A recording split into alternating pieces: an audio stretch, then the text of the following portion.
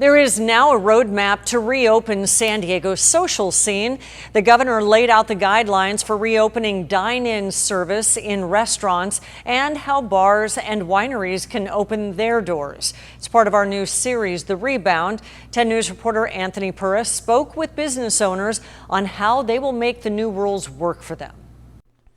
The state guidelines for reopening restaurants, bars, and wineries are focused on controlling large numbers and limiting contact, so many establishments have to reinvent their business model to follow the rules. Bernardo Winery has a tasting room, restaurant, and enough space for big events, but business as they know it came to a halt when the pandemic hit. Things are changing, day by day or week by week now. Owner Ross Rizzo Jr. has been working on a plan for reopening safely, and he says it is in line with state direction released Tuesday. The guidelines include employees having their temperatures taken and using personal protective equipment. Outdoor seating should be prioritized and reservations encouraged. Customers are asked to order ahead of time and wait in their cars until they're seated. Frequent cleaning is required, as well as social distancing measures while dining in. For Bernardo Winery, there's talks of only taking reservations at first. I'm going to change it back to kind of my father's winery, where it's just like a handful of people and we just get to hang out and enjoy bottles of wine, and there maybe isn't that much more overhead, right? Like there isn't as much as it was when you have 250 people hanging out.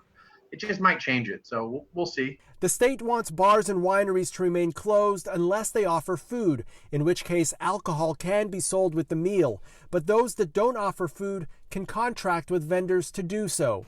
That means Bernardo Winery's tasting room can reopen because customers can order food from the kitchen.